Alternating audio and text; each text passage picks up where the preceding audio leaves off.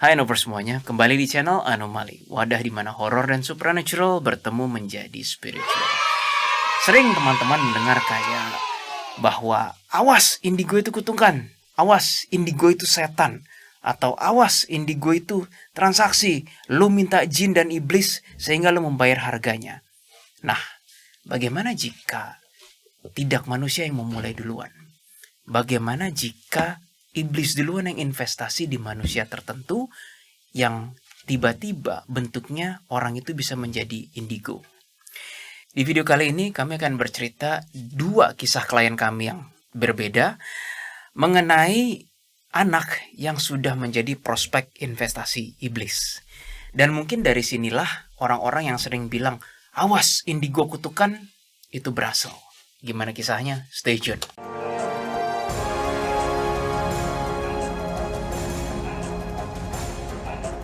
Di sini seperti yang gue bilang tadi ada dua kasus yang berbeda, klien yang berbeda dan waktu yang berbeda. Kami mulai dari kasus pertama dahulu. Mungkin video kami ini kali ini kenapa sih? What the fuck is wrong with me? Bentar, minum kopi dulu. Kasus pertama kami sebut saja Sally. Sally ini masih balita. Ini gaya-gayanya sih kayaknya bakal gue yang cerita nih 90% of the time. Mereka lupa semuanya. Mohon maaf ya Padahal guys. udah gue tulis loh, mereka lupa gimana caranya. Kliennya terlalu banyak dan udah lama kasusnya. Yang Sally belum, Lin. Yang Sally masih ingat. Udah Sally 2 masih minggu ingat. lebih sih. Iya. Bayangin Anovers, curcol nih, udah gue yang ngurus audio, gue yang ngurus kamera, gue yang bikin skrip, ya. Aku yang ngurus duit. Iya, ibu keuangan. Lanjut. Jaka sambung bawa golok sih. Ya udah lanjut. Apa? Hah? Sally masih batita, bawah 3 tahun, bener kan? Batita, Iya, itu bener. ingat. I think 2 tahun deh. Kalau dari tampang foto sih kayak 2 tahun. Iya. Tampang. Belum bisa ngomong dengan lancar kok, tapi memang sudah bisa berdiri. Jadi itu kan I guess setahun lebih lah, 2-3 tahun. Dan niat awalnya sih, kami tim Anomali kali ini tidak ingin melihat Sally. Sebenarnya orang tuanya yang menanyakan kepada kami kayak seperti biasa, Anomali ada yang ganggu nggak? Ada yang ngikutin nggak? Rumah kami aman nggak? Tapi entah kenapa scanner kami diarahkan ke anak mana. Padahal anak nggak di frame waktu itu, lagi tidur. Nah, akhirnya kami bilang,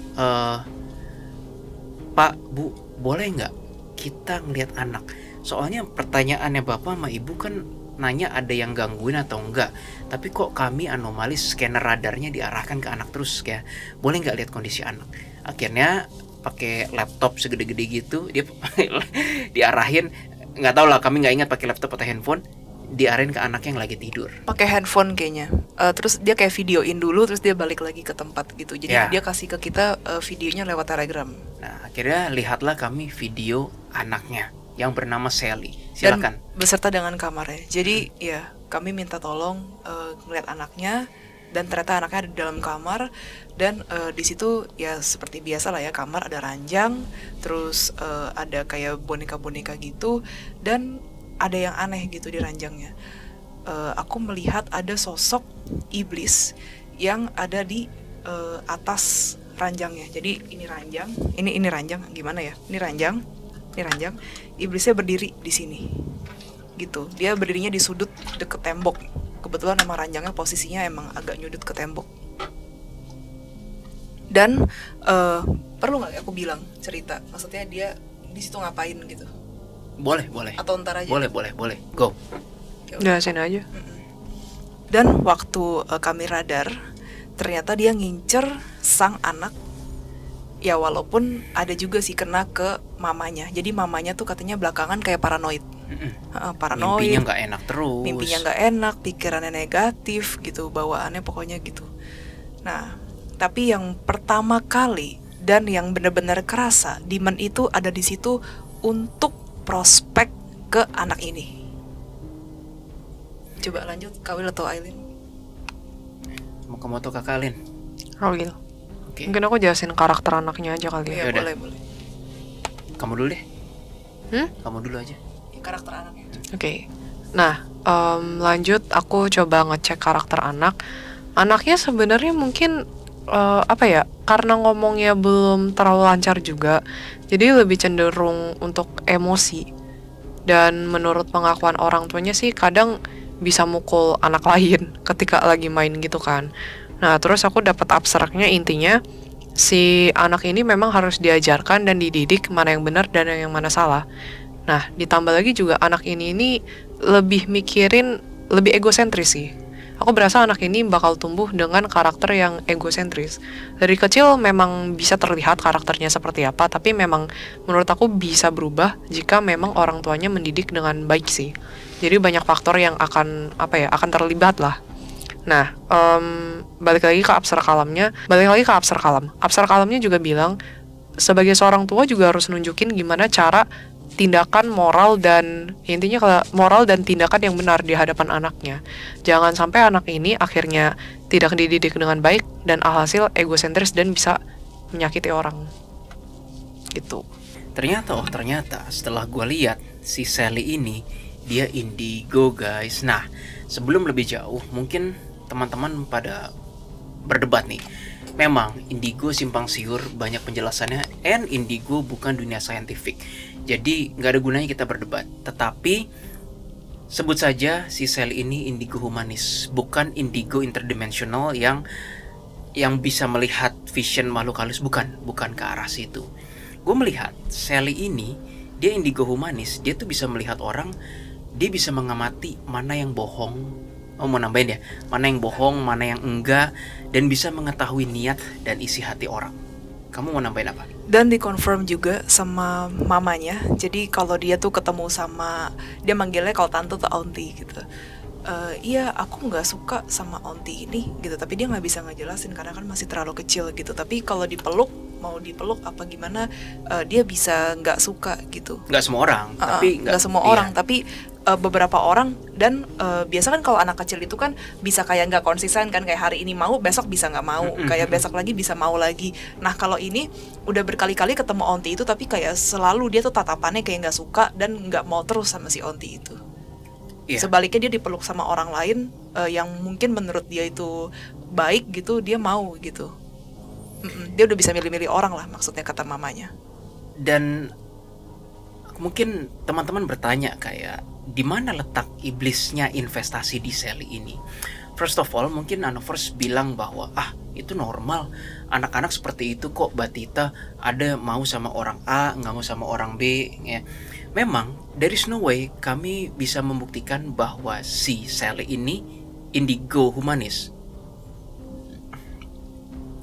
Memang tidak bisa. Ini baru akan ketahuan di beberapa tahun kemudian. Tapi kami benar-benar melihat ini anak beda sekali. Dan kami merasa karakter anak ini, ya mohon maaf, bukan yang terbaik. Ada beberapa karakter yang kurang baik, ya kan Lin? Ya akhirnya dikonfirm juga oleh orang tuanya bahwa dan memang dikonfirm oleh orang tuanya bahwa Sally ini terkadang kasar dan suka membuli teman-temannya. Ingat? Ya, I remember. Makanya dimasukin ke poin-poin kan. Nah, balik lagi, di mana letak investasi iblisnya? Begini teman-teman, ini belum happening yet. Iblisnya itu menunggu sampai Sally agak besar. Kenapa? Karena Sally ini kalau terlalu percaya dengan penilaian dirinya sendiri dan tidak mau mendengar orang lain dan karakternya yang kurang baik, lalu Anovers bertanya, lalu di mana letak investasi iblis ini terhadap si Sally? Jadi ada beberapa syarat yang kalau gue jadi iblis ngelihat ini udah wangi banget nih. Pertama, karakter Sally yang kurang begitu baik, mohon maaf. Yang kedua, dia indigo humanis. Dua ini kalau tidak dibarengi dengan pendidikan moral seperti yang Aileen bilang, ini recipe for disaster. Mengapa? Gue melihat ada alternate future di mana Sally sangat percaya dengan kemampuan diri sendiri dan benar, itu jadi nggak bisa percaya sama orang lain dan nggak bisa percaya sama pendapat orang dewasa. And this is not good guys. What happened ketika orang terlalu percaya dengan penilaian diri sendiri dan akurat. Misalnya Sally bilang kayak paman A jahat, paman A nggak suka binatang gitu, Auntie B itu bohong, katanya mau beliin aku boneka tapi gini. Belum terjadi misalnya Auntie C bohong, dia bilang suka dimsum padahal nggak suka. Dan kalau itu semua terbukti akurat, si Sally akan merasakan kayak semua penilaian gue akurat, kenapa gue mesti percaya orang lain. Ini bahaya banget guys. Nah, memang belum terbukti semua omongan kami. Kami juga bilang, Pak, Bu, maaf ya, ini belum bisa terbukti. Tapi kalau sampai udah kejadian kayak gitu, hati-hati. Nah, lalu saran, solusinya apa nih? Solusinya, gue dapat instruksi mengatakan pada si orang tua itu bahwa Sally harus dibina dengan pertanyaan why dan injeksi dengan norma-norma kemanusiaan, bukan keagamaan guys. Jadi maksudnya seperti ini. Terlepas Sally mulai tumbuh besar, nanti usia 4 tahun, 5 tahun, 6 tahun, kalau Sally misalnya tidak suka sama Auntie A, Auntie B, Uncle A, Uncle B, orang tuanya harus selalu menanyakan, kenapa Sally gak suka? Kenapa? Apa yang mereka perbuat? Jadi critical thinkingnya dilatih, moralitasnya dilatih, empatinya dilatih gitu loh. Karena kalau dibiarin begitu aja, this is dangerous. Yang gue bilang tadi, recipe for disaster, 2 hal itu. Udah perilakunya yang memang mohon maaf kurang baik dari Sally-nya. 2, gak ada yang bisa menandingi keakurasian penilaian Sally gitu. Tadi gue sempat mengatakan bahwa harus diinjeksi dengan norma-norma kemanusiaan dan bukan keagamaan. Khusus untuk Sally ini. Mengapa? Karena it's a bad idea indigo malah diboost dengan nilai-nilai keagamaan. Gue gak bilang agama itu buruk, tetapi yang namanya agama sudah pasti berhubungan dengan dunia supernatural, bukan spiritual. Lu gak mungkin kan anak batita dikatakan bahwa berbuat baik begini, apa ngertinya. Tapi sering banget anak batita, balita itu seiring berjalannya waktu, umur segitu termasuk gue, didoktrinasi oleh orang tuanya. Ini Tuhan ada dari langit sana melihat kita. You know, that kind of doctrines, apapun itu bentuknya ya, mau kepercayaan atau agama, intinya selalu dicekoki dengan sesuatu yang gaib dan takut akan dosa begini. Betul teman-teman? Karena semua pada mengalami itu. Nah bayangin, udah Sally-nya peka dengan, by the way, Sally ini indigo humanis, dia bukan yang ngelihat vision, tapi dia peka sekali dengan suara ataupun hal-hal yang tidak bisa dijelaskan. Udah Sally-nya peka seperti itu, kalau orang tuanya malah bilang ada Tuhan di atas sana. Tuhan di mana Pak? Tidak terlihat gitu. Hati-hati, ada dewa gini, nanti ada iblis. Ya menurut teman-teman dia makin peka nggak? Malah makin ngejer. Iya. Seharusnya orang tua, khusus Sally, orang tuanya seperti yang gue bilang harus menanamkan norma kemanusiaan dan empati. Orang tuanya kalau anaknya udah mulai yang aneh-aneh, ya jangan diladenin. Lebih kepada empati dan moralitas. Empati itu as simple as, misalnya anaknya berbuat ini, orang tuanya bilang, kamu kalau digituin mau nggak? Coba sekarang kamu dalam posisi ini, kamu senang diginiin? Itu empati dan moralitas. It's a bad idea sih. It's a bad idea kalau orang tuanya malah bilang awas dosa, awas gini. Gue nggak bilang nggak boleh ya, tapi khusus untuk Sally this is a bad idea. Kasus kedua kami, sebut saja namanya Victoria. Nah, Victoria ini berbeda dengan Sally. Victoria sudah lebih dewasa, udah belasan tahun, dan dia tinggal di luar negeri.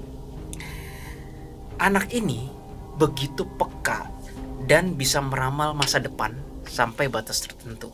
Sebenarnya yang jadi klien kami itu adalah ibunya. Gue langsung bilang aja lah, di luar negerinya ini di Amerika, tapi gue nggak bilang di bagian mana ya. Jadi gue pakai bahasa Inggris. Anaknya ini bisa bilang kayak, Mami, you will get lost on the highway, bahasa Indonesia. Mami akan tersesat di highway, di jalan tol. Dan ternyata bener, ibunya tersesat. Terus dibilang juga kayak, Mami, that restaurant will be closed. Jadi kayaknya keluarganya bikin usaha restoran yang dilihat anaknya ini akan bangkrut nih dalam beberapa saat. Dan ternyata beneran tutup guys. Dan ada lagi misalnya Victoria bilang, Mami aku ngelihat mimpi banyak sampah dan air. Waktu itu di USA pernah terjadi bencana alam seperti itu di daerah USA yang banyak sampah dan air gara-gara banjir. Dan itu nggak jauh-jauh dari daerahnya klien kami ini. Jadi kalau yang Sally tadi itu indigo humanis, I don't know si Victoria nih indigo apa nih? Ya gue nggak mau melabelkan, tapi one of indigo sih menurut kami ya. Dan maminya takut akan masa lalu. Kenapa? Karena maminya juga confirm ke kami anomali bahwa dia dulu pernah main gaib. Main gaibnya itu dia mandiin kambing, guys. Dan dia ke orang pintar. Dia ngaku dia mengakui ritual dan mandiin kambing. Dan dari situ mungkin dia muncul ketakutan, apa gara-gara itu ya anaknya gue jadi begini. Tapi anehnya aku nggak merasa ini sebenarnya ulah dari mamanya yang menyebabkan anaknya seperti ini. Aku malah ngerasa Victoria ini pembawaannya kurang stabil, ya maklum karena dia masih teenager gitu. Tapi memang sometimes dia suka mikirin hal-hal yang negatif dan orangnya memang agak mudian juga. Dan itu juga dikonfirm sama mamanya bahwa iya dia memang orangnya mudian sekali, dan kita tuh bukan kita. Dan saya tuh kalau ngelihat dia tuh kayak dark gitu loh bawaannya. Ya. Ya dan sepertinya dia juga adalah depresi gitu. Usutunya usut, ternyata Victoria mengalami pembulian di United States. Nah, itu makin menjelaskan kenapa Demon akhirnya tertarik sama dia. Bukan dari ibunya, melainkan dari kejadian yang dia alami. Dia menjadi seperti itu iblisnya tuh melihat peluang besar di Victoria ini. Memang berbeda kasusnya dengan Sally, namun ada pola yang sama, yaitu kedua anak yang karena baik kepribadiannya sendiri atau stimulus dari luar menjadi pribadi yang punya pembawaan kurang baik. In this case, Sally dan Victoria. Dan sudah membawa kepribadian yang kurang baik itu, ditambah mereka sensitif pula. Itu adalah ladang emas bagi para kubu kiri untuk berinvestasi. Well, sekian kisah klien kami kali ini. Memang tidak lama, tetapi cukup untuk jadi referensi teman-teman Anover semua bahwa ada pasti anak-anak lain di luar sana, baik usianya balita ataupun remaja, yang punya pola-pola mirip dengan Sally ataupun Victoria. Ada beberapa poin yang bisa kami bagikan dalam kisah kali ini. Yang pertama adalah dalam konteks supernatural dan spiritual, transaksi dan investasi itu berbeda. Transaksi itu banyaklah dari video-video kami dan DA di mana orang ke orang pinter, ke dukun, terus minta kekayaan, jin, minta kekuatan gitu. Itu sifatnya satu waktu, beli, putus, minta. Sedangkan kalau investasi lebih ke jangka panjang. Nah, berhubungan dengan poin 1, kubu kiri, terutama iblis, tidak bermain di transaksi. Ada, tapi rata-rata mereka itu lebih suka investasi. Iblis maksudnya.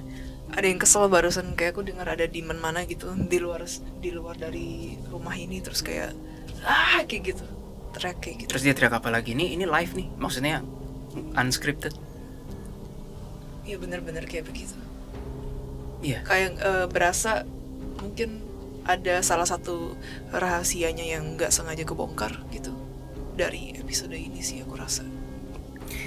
Dan biasanya kalau iblis sudah menjadikan manusia itu prospek, itu biasanya terjadi baku hantam antara anomali dengan iblis tersebut. Karena begini teman-teman, iblis dan human, kita sama-sama punya free will dan punya ego. Siapa bilang iblis gak punya ego? Siapa bilang malaikat gak punya ego? Nah, ego dan pride-nya iblis antara lain, mereka paling gak mau disamakan dengan jin. Itu satu. Ya mungkin karena beda level dari sononya ya. Kedua, kalau mereka merasa itu proyek besar dan seharusnya tidak terhalang, terus tiba-tiba ada 3 anak cere, anak kucrut gini menghalangi, ya gimana perasaan mereka? Think about it, like kalau di dunia nyata ada pengusaha proyek ilegal gitu ya, tapi itu berpotensi cuan, nilainya gede gitu lah. Terus tiba-tiba kayak ada yang ganggu, marah nggak? Marah pasti. Ini yang terjadi juga dengan para iblis-iblis itu. Tadi poin kedua. Poin ketiga, tidak semua indigo itu adalah hasil perjanjian gaib. Tidak semuanya. Ada yang iya. Ada, kami percaya. Namun kami percaya yang tidak mengandalkan kuasa Tuhan dan yang kemampuannya digunakan untuk yang destruktif bagi orang lain, maka sudah pasti bisa dipastikan kuasa Tuhan akan ambil alih dari hal tersebut dan menetralisir hal. Tersebut. Terima kasih Aileen, ya itu maksudnya Aileen. Kami nggak pernah nyelmu apapun. Kami nggak pernah ritual tapa brata pakai bunga atau apa. Kami bahkan tidak pernah menyerang duluan. Tugas kami dalam setiap menghadapi para kubu kiri selalu menetralisir. Kapan teman-teman pernah melihat kami tuh menyerang duluan kecuali memang agenda DA ya gitu. Tapi dalam menghadapi kasus klien, kami berhati-hati sekali. Kalau kami salah langkah, kami bisa kena akibatnya. Entah demam, mimpi buruk, dan yang lain-lain. Mungkin kalau teman-teman masih ingat, sebenarnya cerita dari Sally dan Victoria itu nggak beda-beda jauh dari cerita aku dengan Leviathan. Videonya ada di sini. Jadi waktu saat itu memang sih aku nggak merasa kemampuan aku ini dari kubu kiri gitu. Soalnya setiap kali didoain dan aku sering banget gitu, maksudnya ngerasa Tuhan tuh baik gitu ke aku dan tetap aja gitu dihapus juga. Kalau emang dari kubu kiri harusnya didoain, diapain, harusnya kehapus gitu kan, tapi ini enggak. Nah, tapi ada satu kemiripan dari kasus aku dengan kasus mereka, yaitu aku berusaha dibelokkan ke jalan kiri juga dengan Leviathan waktu itu ya. Kalau sekarang sih udah beda cerita gitu. Jadi bagi teman-teman semuanya, tidak sesederhana itu. Indigo adalah kutukan. Mungkin ada yang ada, tapi nggak semuanya. Kami percaya indigo yang dari lahir ada dan bekerja di jalan Tuhan ada. Indigo yang dari lahir ada dipergunakan salah jalan, itu juga ada. Indigo yang bukan dari lahir, namun dari mungkin hasil transaksi, tapi nggak sengaja malah digunakan untuk jalan kebaikan, mungkin ada walaupun anomali. Dan gua rasa yang paling banyak indigo yang minta ngotot dari hasil transaksi digunakan juga untuk keperluan yang tidak baik. Ya, sekian dulu video dari kami kali ini, anomali. Ini cukup singkat, semoga bisa menjadi value buat teman-teman yang mendengarnya. Please klik like, share, and subscribe, dan jangan lupa nyalakan lonceng notifikasi. Sampai jumpa pada video-video anomali yang lain. Bye-bye. Udah? Oke, 1, 2, 3. 1, 2, 3. What's wrong with me? Gak makan ayam satu potong. Kayaknya Kawil kangen kabu sih. Makanya udah keselimpet gitu Mau makan lidahnya. ayam gak? Yang salah-salah semua masukin bloopers, Julius. Mau makan ayam gak? Makan, kamu boleh nggak?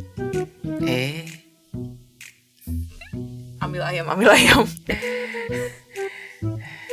Oke, itu sate deh, ntar ya.